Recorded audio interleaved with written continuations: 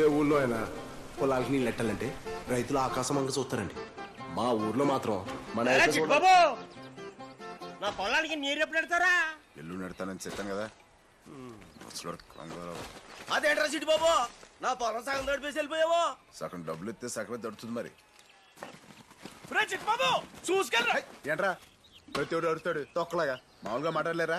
మెల్లిగా మాట్లాడడం రాదా? ఇంకోసారి ఎవడైనా అరుస్తాడు అనుకో తడిసిపోద్ది. అది కదరా బాబా. మంది పైపించుకుని కొట్టేస్తారా? ఇప్పుడు మెల్లగా చెప్పు. అది కదరా బాబా, అక్కడ చెట్టు కొట్టేస్తున్నారు కాదు, చూసుకుని వెళ్ళరా. అది ఇలా చెప్పాలి. నీ 6 ఎకరం తడపాలి అంతే కదా. తడిపేస్తాను. నీదే కాదు, ఆడిది ఆడిది ఆడిది అందరితో తడిపేస్తారు. ఎవరు మొదలా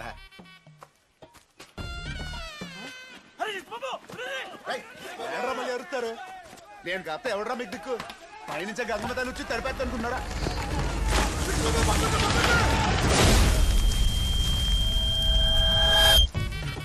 ఇప్పుడు అర్థమైంది కదండి వీళ్ళందరూ ఎందుకు గట్టిగా అడుగుతున్నారు.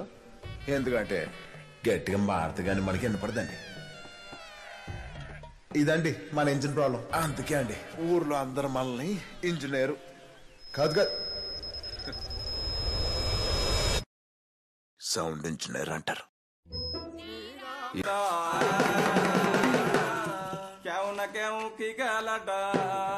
దేవికి కలు పెడుతున్నదా?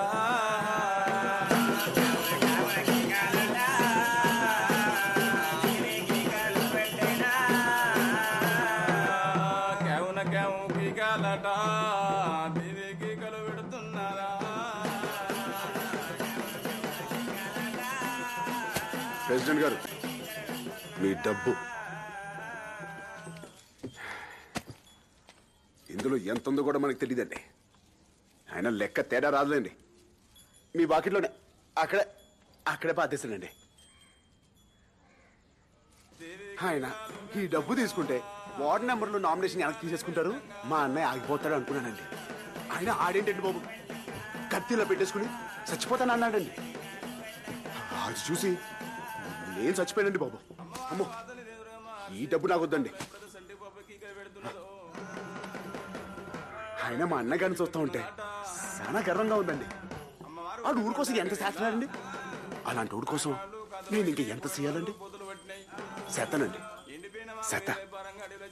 చేస్తానండి. మర్చిపోయినండి, ప్రెసిడెంట్ గారు ఎన్నో పూజలు చేస్తారు. ఆయన వెనకాల బోల్డని శక్తులు ఉన్నాయి. ఆయనకి ఎవరైనా ఎదురెళ్తే ఆ శక్తులే ఆవిని చంపేస్తాయని ఊరంతా చెప్పుకుంటున్నారండి. అదేనండి ఆ వెంకట్రావు, అబ్బుల్గాడు, అయ్యారాసీను వీళ్ళందరూ అలాగే చచ్చిపోయారని చెప్పుకుంటున్నారండి. ప్రెసిడెంట్ గారు, అవన్నీ నిజమో కాదు మీకే తెలియాలండి మా అనుభవం.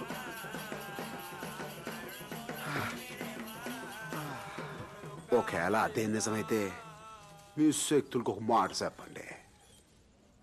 కుమార్ బాబుకి సిట్టి బాబు అనే ఒక తమ్ముడున్నాడు. ఆడిని ముట్టుకోవాలంటే ఈ సిట్టి బాబు గారి గుండెగా దాటెళ్ళాలని చెప్పండి. దాటి వెళ్ళలేరని కూడా చెప్పండి. ప్రెసిడెంట్ గారికి నేను చెప్పింది మొత్తం వినిపించిందిరా, కొట్టండి.